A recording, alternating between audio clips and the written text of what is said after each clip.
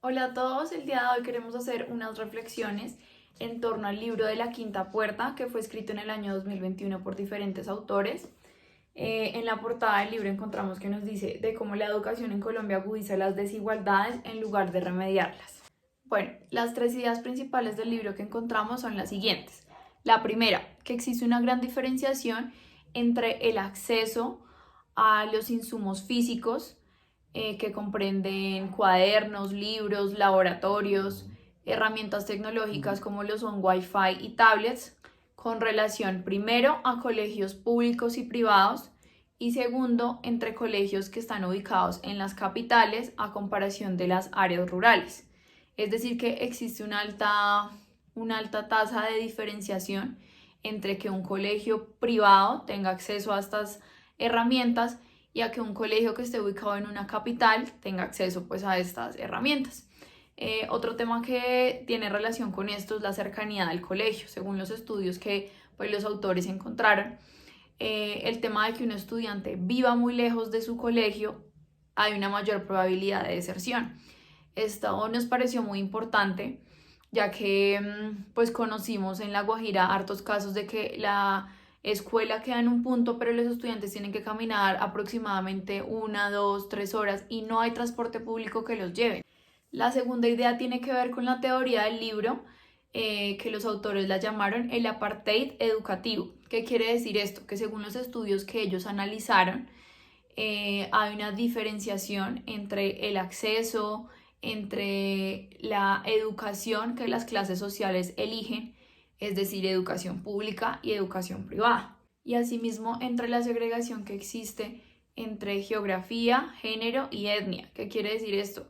Que tanto los factores socioeconómicos que mencioné al comienzo para acceder a cualquiera de esta educación, que dependiendo de dónde se ubique el estudiante, dependiendo de si la persona es mujer o hombre, o si pertenece a alguna etnia o algún grupo minoritario, el tema de la educación tiene un factor diferencial.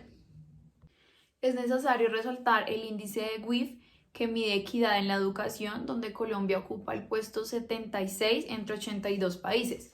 ¿Cómo hemos reflejado esto? En que el 23% de los bachilleres de Colombia no logra acceder a la educación superior por razones económicas. En este momento el Banco Mundial está utilizando un término que se llama pobreza de aprendizajes y que tiene que ver con el índice de acceso a la educación y la calidad de esta. Como tercera y última idea principal del libro, encontramos que los autores nos hablan que el desinterés por ciertos sectores de la sociedad por parte de la educación pública generan que el mismo gobierno se desentienda por la calidad que ofrece en los servicios de educación. ¿Qué quiere decir esto? Que la baja demanda de los bienes públicos contribuye a la deficiencia en la oferta estatal. Es decir, que como ciertos sectores únicamente acceden a la educación privada, genera que en el gobierno haya un desinterés o que no prioricen todo el tema de la educación pública respecto a la equidad, a la calidad y el acceso a ella. Una crítica que nos parece súper importante mencionar es que los autores, por diferentes motivos, solicitaron información a colegios privados y ellos respondían que era una actividad comercial. Digamos que nos hablan que hay que dejar toda esa visión mercantilista de ver la educación como una fábrica que produce estudiantes y verla como lo que es un bien público que es de uso y que debería ser acceso de todos.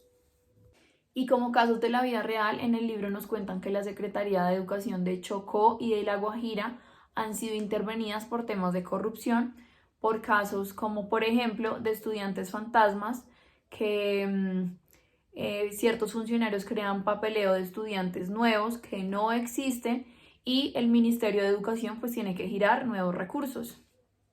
Y bueno, como reflexión por parte de la Fundación, queremos decir principalmente tres cosas. La primera es que muchas veces estudiar en Colombia es un privilegio, por lo tanto todas las personas que lo puedan hacer, seamos más conscientes y pues valoremos esta posibilidad de hacerlo.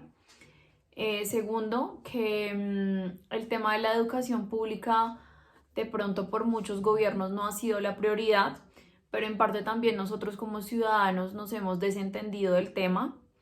Entonces, pues tenemos que entender que la educación es un bien público y es algo que nos debería interesar a todos.